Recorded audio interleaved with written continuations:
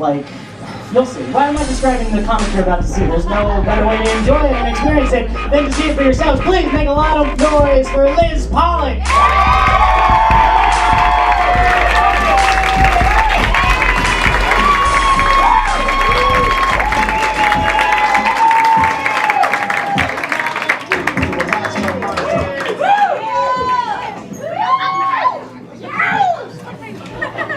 Thank you for that descriptive introduction, Sean. It's almost like we've met. Okay, what do I do now? Okay, I talked to you now. Okay. Hi, everyone. Okay, like, don't get too excited. I haven't done anything. Give me an opportunity to disappoint you. Just like talking out loud here, which that's always a good way to start your set, is just stream of consciousness. So I'm a little bit running on fumes because I got 0 minutes of sleep last night. I was bullied into going to this work trip to New York by like my employers who like pay me and give me a livelihood, but like still, it just felt a little harsh. And we were staying at like one of those New York hotels where like if you order a pot of coffee, it costs like $70 plus one of your kidneys. And so I just really felt like I had to drink the entire pot of coffee on principle. Like I was like sitting there by myself shaking, but I was just like, you don't sip this, that's $4 down the drain.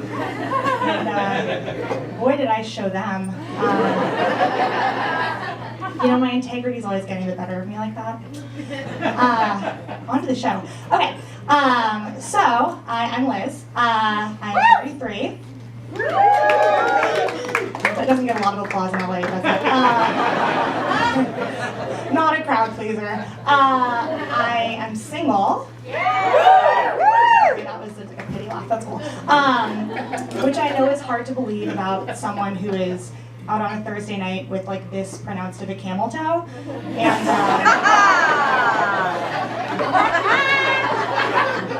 And drawstring pants. But it's true. Against all odds, I am romantically unattached.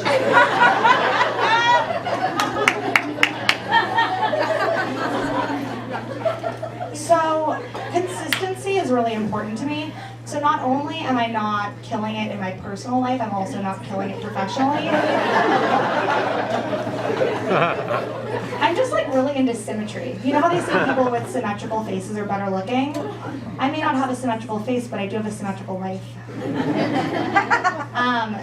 So when you're not killing it personally or professionally, like I find that when you go to the internet, that like doesn't make you feel better about that at all. So when I really want to spiral, I'll read one of those like BuzzFeed listicles of like 30 things every person should do or know before the age of 30. And I'll look at the list and realize I've accomplished like one of the things, and it's like survive until 30. And like spoiler alert, this isn't the Oregon Trail, like that's not an accomplishment. You know? So a friend will ask me if I want to get a drink, and I'll just have read one of these lists and be like, sorry, apparently I'm about 3.5 years behind on like starting my own nonprofit, like completing a triathlon, and like knowing in my heart that I am enough. So like that's gonna be a pass for me. And now to like compound like that shitty feeling, they have, you know, these like 30 under 30 lists that like all the online publications like Forbes have that like highlight young people who are just like crushing life. And like I feel like they're designed to make the rest of us just like feel like shit, you know? It's like, okay, you're 27 and you like invented a water purifying system that's like curing famine in the developing world, but like when I go home for the holidays, like my mom doesn't make my dental appointments anymore. Like achievement means different things to different people. Like I feel like everyone else is trying to save the world, and like I'm just trying to save enough money to like laser all the hair in my bikini area. Like that's my public service. That's my pubic service. Sorry. On that note, I'm so glad that so many of my colleagues could be here today. What a treat. So back to internet. Like, you know how social media is kind of just designed to make you feel like shit. Like you're on Instagram and you're like looking at other people's like curated versions of themselves and like how much happier and better and thinner they seem. I found recently that like social media jealousy is actually not limited to the human species. So I was having this super busy day at work the other day, so like naturally I was watching this Facebook video of this 10-month-old baby goat named Milo who was born without any back legs and is serving as a therapy dog to war veterans with PTSD. And while I was watching this heartwarming video, all I could think to myself was, this disabled goat is giving back to society more than I ever will as an adult woman. And he's a social media influencer. And he's verified on Twitter. Like, those are two of my life goals. He's not even 1 year old. And he's already surpassing everything I want to be. Okay, I'm just gonna take a break to remember what's next. Talk amongst yourselves. Don't talk amongst yourselves. Oh yes. So as I mentioned, I'm single.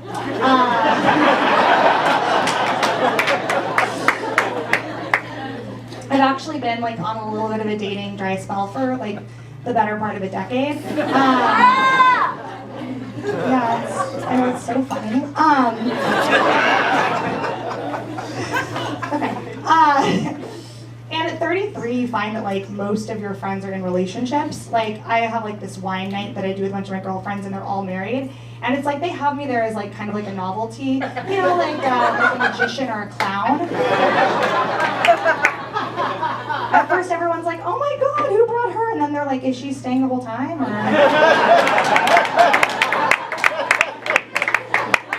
Like that was cute, but you know, let's get down to business. One of the things I find the most frustrating about being like the only single friend in your friend group is when your friends ask you how dating's going. Like, don't ask me questions you already know the answer to. Don't ask me how dating's going, and I won't ask you how your husband's secret apartment downtown is going. Shauna.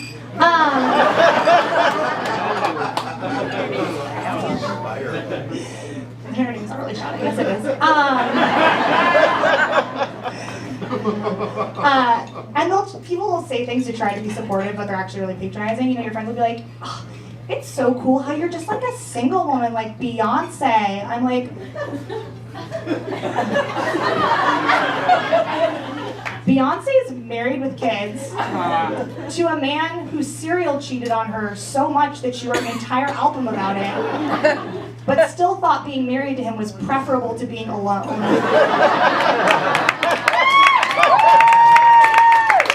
Do you have another example of someone that I am like? Oh my God. I've always said that I'm never gonna settle. And recently it occurred to me that like, if you do settle, you still have to find a person to settle with. You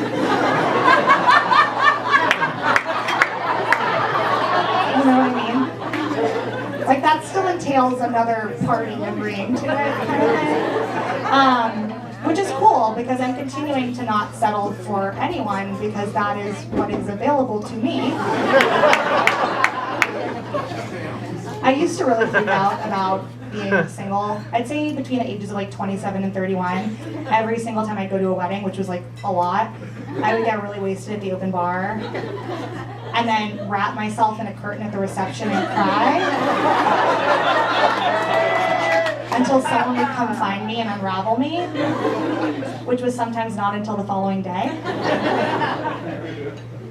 That's just a true thing that happened. That's like not even a joke, it's more like a therapy session for me. But I feel like now that I'm older and older, I'm taking like a more evolved approach to weddings, and now I see it as an opportunity to potentially meet someone and be his second wife. Including maybe the groom. So It's pretty dark, right? Hi, yo, brand new husband. So now when I go to weddings, instead of just like basking in the union of these two people and thinking like, oh, I hope I find someone like that someday, I'm more like looking for cracks in the facade, like right off the bat. You know, like, did one of them seem to phone in their vows? Did someone read Corinthians at the ceremony? Love is patient, love is kind, does not boast. That's lazy, you guys. That's at every wedding. I'm sorry. Thank you, whoever's clapping. Probably someone who had Corinthians read at the wedding. You're like, it's funny, I know. Or like if they smash the cake in each other's face, like that's a sign of contempt, and everyone knows a marriage cannot withstand contempt. Too dark. You know, as they say, like one woman's trash is another woman's still trash, but sometimes you just have to be open, you know? I think that's my time.